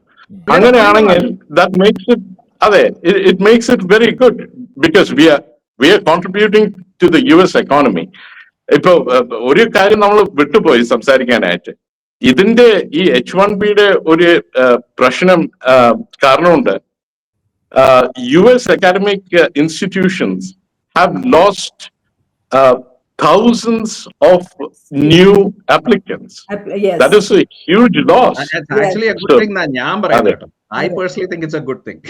ഞാൻ അതിനെ support ചെയ്യുന്നതാണ്. അത് കുറെ- നമ്മൾ പറയുന്നതിന്റെ ജസ്റ്റ് ഓപ്പോസിറ്റ് ആയിട്ട് നിതിൻ പറയുന്നത്. അങ്ങനല്ല. അതിന്റെ കൂടെ ഞാൻ ഒരെണ്ണം കൂടെ അതിന്റെ കൂടെ ഒന്ന് ആഡ് ചെയ്യാം. അതായത് നമ്മളിപ്പോ ഇതൊക്കെ പറഞ്ഞു എല്ലാ പേരും ഇവിടുന്ന് പോയ ആൾക്കാര് അല്ലെങ്കിൽ ഇനി വരാനിരുന്ന H1B വിസക്കാരൊക്കെ ഇന്ത്യയിൽ തന്നെ തങ്ങുമോ, ഇന്ത്യയിൽ എന്താകുമോ എന്നൊക്കെ നമ്മൾ ആ ഒരു പോയിന്റിൽ സംസാരിച്ചുകൊണ്ടിരുന്നു. പക്ഷെ അതിൽ നിന്നൊക്കെ വ്യത്യസ്തമായിട്ട് അവിടെ നിന്ന് ഒരു വലിയൊരു പോക്ക് യൂറോപ്പിലേക്ക്, മറ്റു രാജ്യങ്ങളിലേക്കുള്ള ഒരു പോക്ക് നമ്മൾ ഒരു പ്രവണത കാണാൻ സാധിക്കുന്നുണ്ട്. അതായത് ന്യൂസിലാൻഡ്, ഓസ്ട്രേലിയ, ജർമ്മനി, കാനഡ, അങ്ങനെ അവിടോട്ടേക്കൊക്കെ നല്ലൊരു എന്താ പറയുക, നല്ല ഒരു വലിയൊരു പെർസെന്റേജ് ഒരു പോക്ക് നമുക്ക് കാണാൻ സാധിക്കുന്നുണ്ട്. അപ്പൊ ഇനി ഇത് ഇന്ത്യ ഗവൺമെന്റ് എന്താണ് ഈ വിഷയത്തിൽ എത്രമാത്രം ശക്തമായി ഇടപെടണമെന്നുള്ളത് ഗവൺമെന്റ് തന്നെയാണ് അവര് നടപടി സ്വീകരിക്കേണ്ടത്. അത് ഓരോ സ്റ്റേറ്റ് ഗവൺമെന്റും ഇന്ത്യ ഗവൺമെന്റും ഈ പറഞ്ഞതുപോലെ അവരുടെ ബഡ്ജറ്റിൽ എത്രത്തോളമാണ് എന്റർപ്രണേഴ്സിന് പിന്നെ അവർക്ക് എന്താണ് ചെയ്യേണ്ടതെന്നുള്ളതും, പിന്നെ അല്ലാതെ ഈ പഠിച്ചിറങ്ങുന്ന IT ഫീൽഡിൽ പഠിച്ചിറങ്ങുന്നവർക്ക് എന്തൊക്കെയാണ് അവർക്ക് വേണ്ടിയതെന്നുള്ളതൊക്കെ അവരാണ് തീരുമാനം എടുക്കേണ്ടത്. എന്തായാലും വളരെ അർത്ഥവത്തായ ഒരു സംവാദമാണ് നമുക്ക് ഇന്നിവിടെ ഇവിടെ നടന്നത്. H1B വിസ എന്നത് കേവലം ഒരു രേഖയല്ലെന്നും മറിച്ച് ലക്ഷക്കണക്കിന് പ്രവാസികളുടെ സ്വപ്നങ്ങളും വിയർപ്പും അടങ്ങിയ ഒന്നാണെന്നും നമ്മളിപ്പോ കണ്ടു. നിയമപരമായ സങ്കീർണതകളും രാഷ്ട്രീയ താല്പര്യങ്ങളും ഇതിന് പിന്നിലുണ്ടെന്നുള്ളതും, കഴിവുള്ള മനുഷ്യരെ അംഗീകരിക്കുന്ന ഒരു സാഹചര്യം അമേരിക്കയിൽ തുടർന്നും ഉണ്ടാകുമെന്നും നമുക്ക് പ്രതീക്ഷിക്കാം. ഇത് നമുക്ക് പ്രതീക്ഷിക്കാൻ മാത്രമേ സാധിക്കുകയുള്ളൂ. ഇനി എന്ത് നടക്കുമെന്നുള്ള ഗവൺമെന്റിന്റെയും രാഷ്ട്രീയ തീരുമാനങ്ങളുടെയും ഒക്കെ കൈകളിലാണ്. ഈ ചർച്ചയിൽ പങ്കുചേർന്ന അഡ്വക്കേറ്റ് പ്രേം വേലായുധൻ സാറിനും നിതിൻ ഈപ്പനും നമ്മുടെ എന്നും എപ്പോഴും നമ്മുടെ കൂടെയുള്ള ജിൻസ്മോനും ഹൃദയം നിറഞ്ഞ നന്ദി. മറ്റൊരു വിഷയമായി വീണ്ടും നമുക്ക് കാണാം. നന്ദി, നമസ്കാരം. നിങ്ങളൊരു പ്രവാസിയാണോ? നാട്ടിലെ കാര്യങ്ങളോടത്ത് പ്രയാസപ്പെടുന്നുണ്ടോ? വിഷമിക്കണ്ട. ഒരു പ്രവാസിയുടെ നാട്ടിലേക്ക് വേണ്ട എല്ലാ കാര്യങ്ങളും സാംസി ചെയ്തു തരും. Car rental, driver assistance, airport pickup and drop, air ticketing, visa assistance, notary attestation, Aadhaar card and PAN card application, driving licence renewal, property tax payment, basic land tax payment, property fencing, property documents clearing, birth and death certificate registration, money transferring, അങ്ങനെ നിങ്ങൾക്ക് വേണ്ടുന്നതെല്ലാം. നിങ്ങളുടെ ആവശ്യം അതെന്തുമാകട്ടെ, ഞങ്ങളുടെ 24x7 customer കെയറിൽ വിളിക്കുക. samsi360.com, പ്രവാസികളുടെ സുഹൃത്ത്. ഇനി ടെൻഷനോട് ഗുഡ് ബൈ.